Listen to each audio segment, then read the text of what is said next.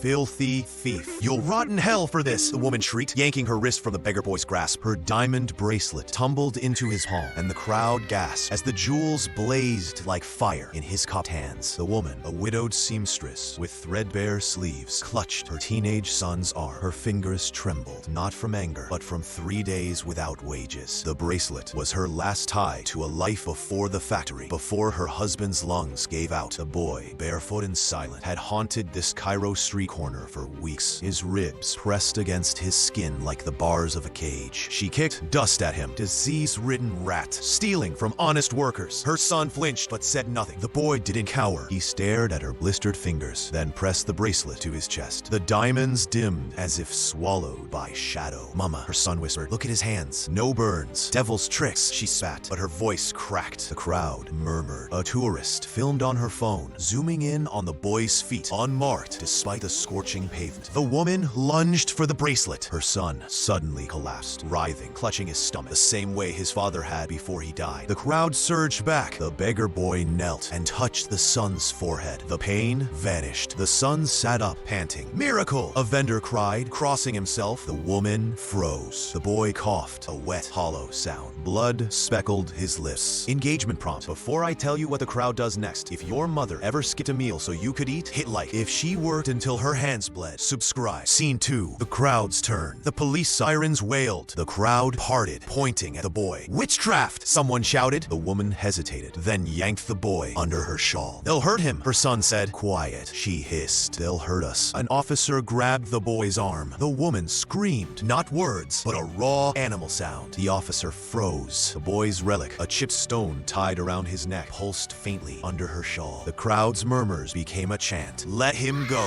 The officer's grip loosened. The woman remembered her husband's last words, whispered between bloody coughs. "Feed them anyway." She turned beggars away ever since, until today.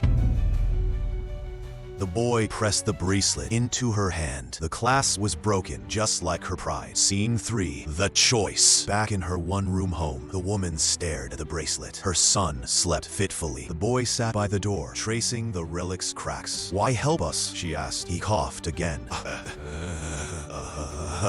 "You were hungry once." She flinched. At 12, she'd stolen bread to feed her siblings. The memory tasted like shame. The boy placed the relic in her palm. It warmed. Then her son's fever broke. The boy swayed, his skin graying. Structural elements. Chekhov's gun. The relic's glow intensifies as the boy weakens. Symbolism. The broken bracelet clasp mirrors her fractured ethics. Power shift. The crowd's fear turns to awe. Then protection. Improvements for part 2. 1. The officer's badge reflects the relic's light. His sneer falters. 2. Flashback. Her husband's hand, equally blistered, offering bread to a stranger. 3. Final image. The boy's blood on the bracelet, gleaming like rubies. Scene 4. The revelation. The woman clutched the relic as the boy slumped against the wall. His breath came in shallow gasps, each one flecking his lips with fresh blood. The officer stepped back, his baton lowering an inch. "Witchcraft," he repeated, but his voice lacked conviction. The woman wiped the boy's blood from her cheek. It smeared like paint, the same shade as her husband's last cough. She remembered the way he pressed a coin into a beggar's hand that final morning, his fingers trembling. The crowd pressed closer. A child darted forward, pressing a date into the boy's limp hand. The fruit blackened instantly, shriveling to ash. "Look," the vendor pointed at the woman's arms. The blisters on her fingers had vanished. The boy's eyes fluttered open. He reached for her son, who knelt beside him. "Your turn," he whispered. Scene 5. The sacrifice. The woman understood. Then she grabbed the officer's wrist, tested. Before he could resist, she pressed the relic to his scarred knuckles. The tissue smoothed over, the old wound dissolving. The officer stuttered, his face pale. The crowd erupted. Hands reached for the boy, not to strike, but to touch. The woman shielded him, but he pushed her away. "Enough," he croaked. With a final effort, he placed the relic in her son's palm and closed his fingers around it. The boy's body went rigid, then still. Silence. Only way to stop the silence is to make it stop. There was no doubt before silence, and everything was broken darkness. Then a sound like cracking ice. The relic split open in the sun's grip, its light spilling across the floor. Where it touched the boy's skin, color returned. His chest rose. The woman sobbed, cradling his head. The son stared at the broken relic in awe. It's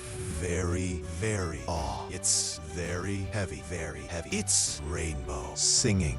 Engagement prompt. Would you have saved the boy or kept the relic's power? Write your choice in the comments. Scene 6. The aftermath. At dawn, the woman buried the relic's fragments in the dirt floor of her home. Her son placed the boy's limp hand over the spot. Will it grow? He asked. The boy smiled for the first time. Already has. Outside, the crowd had dispersed, but gifts lay piled at her door. A jug of milk, a loaf wrapped in cloth, a child's drawing of a tree. The jewelry store's owner stood awkwardly nearby, holding out her diamond bracelet. Your clasp, he muttered. I fixed it. She took it, then snapped it in two. The halves sprouted tiny green shoots before their eyes. Final image. The boy walked away down the alley, his shadow stretching long in the morning sun. Behind him, the woman and her son knelt in the dirt, planting seeds no one could see.